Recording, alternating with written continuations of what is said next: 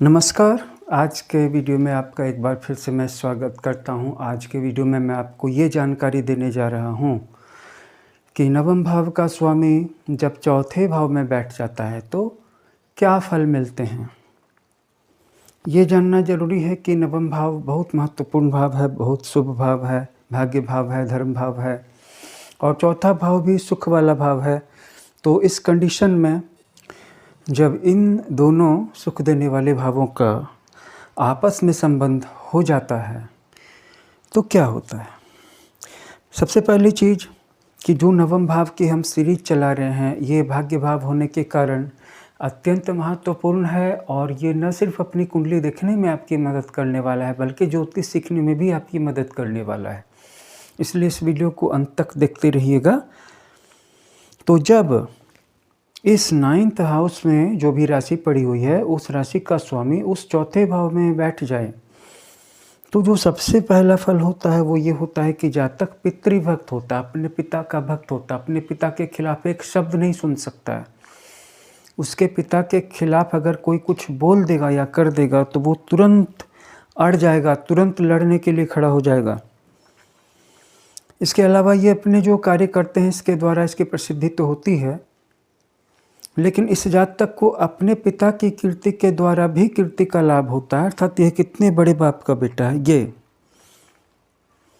फिर ये उत्तम कार्य करने में रत रहता है। आपने ये भी नोटिस किया होगा पिछले वीडियोस में कि कुछ ऐसे योग बनते हैं जिसमें कि जातक निंदित कार्य भी करता है और कभी कभी अच्छे कार्य भी करता है या सिर्फ निंदित कार्य ही करना चाहता है। उत्तम कार्य करने की उसकी बुद्धि होती ही नहीं है। लेकिन यहाँ पर जो ये जातक है जिसके 9th का लॉर्ड 4th में बैठ गया है ये उत्तम कार्य में रत रहता है, भू संपत्ति का अधिकारी होता है। 9th हाउस भी चल संपत्ति का, चौथा भाव भी घर वाहन सुख का है। तो इन दोनों का संबंध हो जाने के कारण भू संपत्ति यानी जमीन अचल संपत्ति का अधिकारी बनता है, प्राप्त करता है।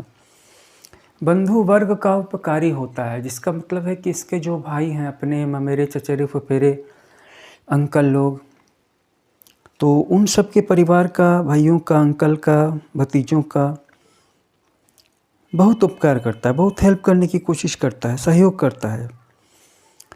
देव पूजा परायण होता है। चौथा भाव आपके माइंड का है और 9th हाउस धर्म का है। तो धर्म का मन से संबंध हो जाने के कारण ये देवताओं की पूजा में रुचि लेता है, पूजा पाठ समय पे करता है। जो भी पर्व त्यौहार आते हैं, फेस्टिवल्स आते हैं। तीर्थगामी होता है, पिलग्रिमेज में उसका इंटरेस्ट होता है, अक्सर वह जाता रहता है। तथा बड़े बड़े लोगों से, उच्च अधिकारियों से, राजनेताओं से इसके संपर्क होते हैं। उनके काम आता है, उनका काम करता है तथा उनसे काम लेता है। तो नवम भाव से जुड़ी हुई जितनी भी चीज़ें हैं, जितनी भी जानकारियां हैं, ये मैं आपको इस सीरीज में जानकारी दे रहा हूं। तो ये नीचे मेरा व्हाट्सएप नंबर दिया हुआ है,